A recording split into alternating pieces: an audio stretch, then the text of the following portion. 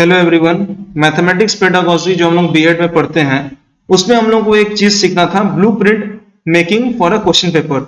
यानी कि question paper बनाने से पहले हम लोग उसका ब्लूप्रिंट डिजाइन करते हैं और उसमें देखते हैं कि वो कितने सारे ऑब्जेक्टिव्स यानी कि according to the Anderson taxonomy या ब्लूम्स टैक्सोनॉमी कितने सारे ऑब्जेक्टिव्स को वो सेटिस्फाई कर पा रहा है। तो एक गुड क्वेश्चन पेपर बनाने से पहले, एक अच्छा क्वेश्चन पेपर बनाने से पहले हम लोग उसका पहले ब्लूप्रिंट डिजाइन करते हैं और वो देखते हैं कि ब्लूप्रिंट कितना सही है। तो आज हम लोग सीखेंगे कि ब्लूप्रिंट में क्या क्या इंपॉर्टेंट कंपोनेंट्स होते हैं जिसको हम लोग बनाते समय ध्यान रखना चाहिए। सबसे पहले हम लोग एम लिखते हैं। ये हमारा एम है। एम मतलब होता है कि हम लोग क्या करने जा रहे हैं। तो एज यू कैन सी, जो एम है मेरा, aim to develop an assessment framework plan और ब्लूप्रिंट।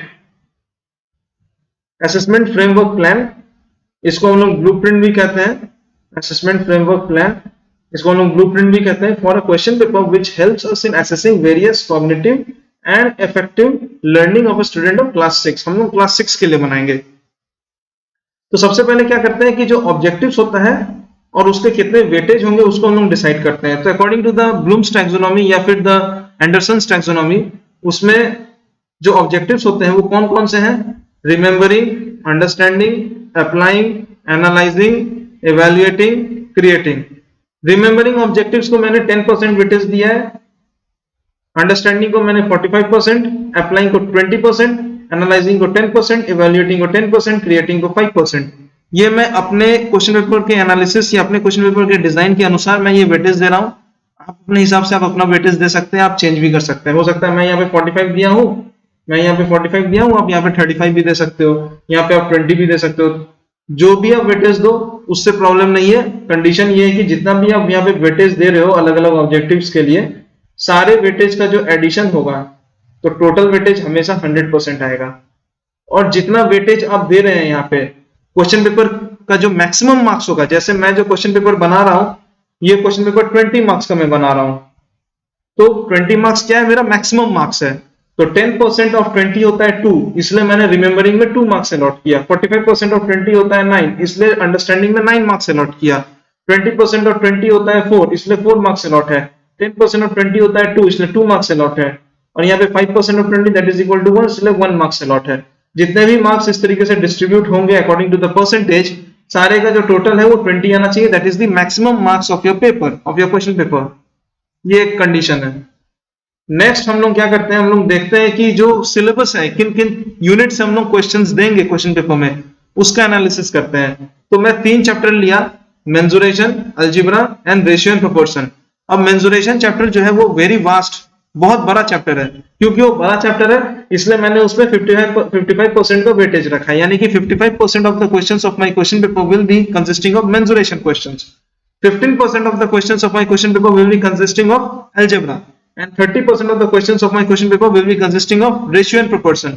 ये जो परसेंटेज तय होता है ये चैप्टर के लेंथ, यानी कि चैप्टर कितना वास्ट है उससे तय होता है। मेंसुरेशन एक बहुत ही वास्ट टॉपिक है, इसलिए इसमें 55% वेटेज रखा गया है। And since the total marks is 20, therefore 55% of 20 is 11, तो 11 मार्क्स यहाँ अलॉट हो गया। 15% of 20 is 3 मार्क्स यहाँ अलॉट हो गया। रेशियो प्रोपोर्शन के लिए 30% था, इसलिए 6 मार्क्स यहाँ अलॉट हो गया। इन सारे परसेंटेज का सम 100% आएगा और इन सारे मार्क्स का जो सम है वो 20 आएगा। That is the maximum marks of my question paper. अब इसके बाद क्या करते हैं, forms of questions and their weightage, मतलब किस फॉर्म के क्वेश्चंस हम लोग देंगे क्वेश्चन पेपर में। तो जैसे एक है एसे टाइप क्वेश्चन जिसको हम लोग कहते हैं लॉन्ग आंसर टाइप क्वेश्चन, एक है शॉर्ट आंसर टाइप क्वेश्चन, और एक है ऑब्जेक्टिव यानी कि जो एमसीक्यू होता है या very short answer type question होता है या ऑब्जेक्टिव टाइप क्वेश्चन जो होता है उसको इस कैटेगरी में रखते हैं। तो ये जो सारे क्वेश्चंस है, ये 3 प्रकार के क्वेश्चंस मैं दूंगा अपने क्वेश्चन पेपर में। तो मैं ऐसे टाइप क्वेश्चंस का वेटेज यानी कि 30% क्वेश्चंस ऐसे टाइप के होंगे, 20% क्वेश्चंस शॉर्ट आंसर टाइप के होंगे और 50% क्वेश्चंस जो है वो ऑब्जेक्टिव टाइप के होंगे। परसेंटेज आप अपने हिसाब से चेंज कर सकते हैं, लेकिन जो भी परसेंटेज देंगे सारे यूनिट, सारे टाइप ऑफ क्वेश्चंस का परसेंटेज मिला करके ऐड करने पे 100% आना चाहिए। और मार्क्स यहाँ पे ये कहा जा रहा है कि जो लॉन्ग आंसर या ऐसे टाइप क्वेश्चंस होंगे वो 6 मार्क्स के आएंगे, जो शॉर्ट आंसर क्वेश्चंस होंगे वो 2 मार्क्स ईच होंगे, और जो एमसीक्यू या वेरी शॉर्ट आंसर या ऑब्जेक्टिव टाइप के होंगे वो 1 मार्क्स ईच होंगे। तो ये हो गया मेरा हर क्वेश्चन का मार्क्स डिस्ट्रीब्यूशन, कि कौन से क्वेश्चन को कितना मार्क्स का वेटेज देना है। अब इसके बाद हम लोग देखते हैं डिफिकल्टी लेवल। तो मैं ये देख रहा हूँ डिफिकल्टी लेवल यानी कि क्वेश्चन पेपर में 25% क्वेश्चंस ऐसे होंगे जो डिफिकल्ट होंगे, 35% क्वेश्चंस ऐसे होंगे जो एवरेज होंगे, और 40% क्वेश्चंस ऐसे होंगे जो इजी होंगे। इन सारे परसेंटेज को ऐड करने पे 100% आना चाहिए। और क्योंकि मेरा सेशनल या जो भी क्वेश्चन पेपर बन रहा है दैट इज 20 मार्क्स का बन रहा है, इसलिए 25% ऑफ 20 इज 5, इस यहाँ 5 लिखा है। 35% ऑफ 20 इज 7, इसलिए 7 लिखा है। एंड 40% ऑफ 20 इज 8, इसलिए 8 लिखा है। इस प्रकार से मार्क्स अलॉट हो जाएंगे different difficulty level of questions के लिए। सारे का जो एडिशन होगा दैट इज इक्वल टू 20, क्योंकि 20 मार्क्स का पेपर बन रहा है। अब ये करने के बाद हम लोग आते हैं फाइनली अपने ब्लूप्रिंट में। ये जो आप डायग्राम देख रहे हैं, ये जो टेबल देख रहे हैं, this is called the blueprint. यहाँ पे एक चीज आपको दिख रहा है, जैसे ब्रैकेट में लिखा है 6, मतलब ब्रैकेट के बाहर लिखा है 6 और अंदर में 1। ये जो होता है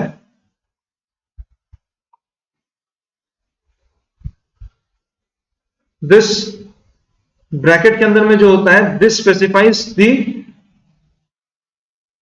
total number of questions.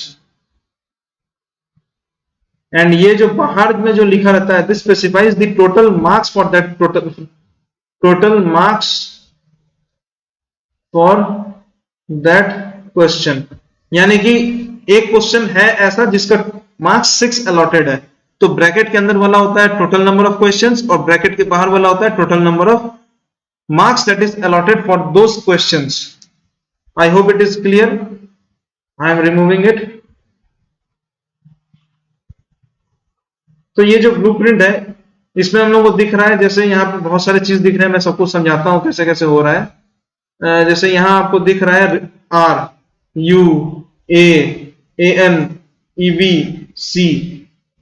R मतलब होता है रिमेम्बरिंग, U मतलब होता है अंडरस्टैंडिंग, A मतलब होता है अप्लाइंग, AN मतलब होता है एनालाइजिंग, EV मतलब होता है इवैल्यूएट, C मतलब होता है क्रिएटिविटी। ये जो 6 ऑब्जेक्टिव्स जो आ रहे हैं, ये जो 6 ऑब्जेक्टिव्स आए हैं, ये कहां से आए हैं? These objectives have come from this Anderson's taxonomy। ये वाले ये 6 ऑब्जेक्टिव्स हैं वो। These are those 6 objectives।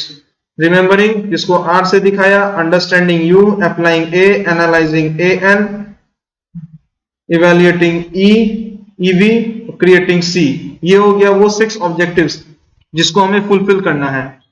और फिर यहाँ पे ये भी देखा जा रहा है कि E, ये जो दिखा रहा है E, S, A, O, ये कहां से आ रहा है? E का मतलब होता है this E means essay type questions, SA means short answer type questions, and O means objective type questions. So from where is it coming? These things are coming from the form of questions and their way. That is the forms of questions. We had essay type questions, short answer type questions, and objective type questions. तो यहां से type of questions को मैंने यहां blueprint में डाला। तो यहाँ पे आप दो चीज देख सकते हैं, पहला है कौन से एंडरसन टैक्सोनॉमी के ऑब्जेक्टिव्स, वो 6 ऑब्जेक्टिव्स का नाम, फिर कौन से टाइप ऑफ क्वेश्चंस जैसे ऐसे शॉर्ट आंसर ऑब्जेक्टिव उनका नाम, फिर यहाँ पे आप देख पा रहे हैं जैसे मेंसुरेशन, अलजेब्रा, रेशियो, प्रोपोर्शन लिखा है। ये कहां से आ रहे हैं? ये वो सिलेबस के यूनिट्स है जो मैंने लिया था क्वेश्चन पेपर को डिजाइन करने के लिए। मेंसुरेशन, अलजेब्रा, रेशियो, प्रोपोर्शन, ये वो सिलेबस के यूनिट है। यहाँ पे हम लोग डिस्कस किए थे, ये यहाँ पे हम लोग डिस्कस किए थे। तो आप देख पा रहे हैं कि ऊपर में जितने सारे चीजों को डिस्कस किया गया था सारे का एप्लीकेशन इस ब्लूप्रिंट मेकिंग में आ रहा है।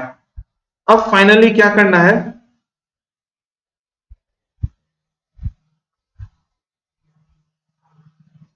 अब फाइनली हम लोग क्या करते हैं? Marks distribution and question distribution करते हैं। जैसे मेंसुरेशन का यहाँ पे लिखा हुआ है ऑब्जेक्टिव के नीचे ये लिखा हुआ है 1 ब्रैकेट में 1, that means there shall be one question from the mensuration unit consisting of 1 marks which shall occupy the remembering objective and also it shall be an objective type question। Similarly अगर इसको interpret करें तो कैसे होगा? इसका मतलब यह है कि अप्लाइंग स्किल्स या अप्लाइंग ऑब्जेक्टिव्स से शॉर्ट आंसर टाइप एक क्वेश्चन पूछा जाएगा, जो एक क्वेश्चन होगा 2 मार्क्स का, 1 question consisting of 2 marks and that shall be from the mensuration unit। तो इस प्रकार से मार्क्स डिस्ट्रीब्यूशन हो जाता है। मार्क्स डिस्ट्रीब्यूशन होने के बाद हम लोग इसको ऐड करते हैं। तो सबसे पहले जो ऐड होता है वो होता है हॉराइजॉन्टल रो वाइज, यानी कि ऐसे रो वाइज ऐड करेंगे। रो वाइज ऐड करने पे क्या दिख रहा है, जैसे ये 1 + 1 + 1 + 1 और यहाँ पे 1, देयरफॉर देयर आर 5 क्वेश्चंस, इसलिए ब्रैकेट के अंदर में लिखा है 5 और बाहर में जो होता है टोटल मार्क्स, सो 1 + 6 7 + 1 8 9 10 11, यहाँ पे इसलिए मार्क्स लिखा है 11। देयरफॉर मेंसुरेशन यूनिट से 5 क्वेश्चन पूछा जाएगा consisting of 11 marks. Similarly horizontal rows ऐसे आप ऐड करके पता कर सकते हैं अलजेब्रा के लिए कितने क्वेश्चन पूछे जाएंगे consisting of how many marks. And similarly for the ratio proportion, ऐसे करके हम लोग कैलकुलेट कर सकते हैं कि रेशियो प्रोपोर्शन से कितने क्वेश्चन पूछे जाएंगे and consisting of how many marks. ये हो गया हॉराइजॉन्टल रो कैलकुलेशन। अब इसमें एक चीज आता है,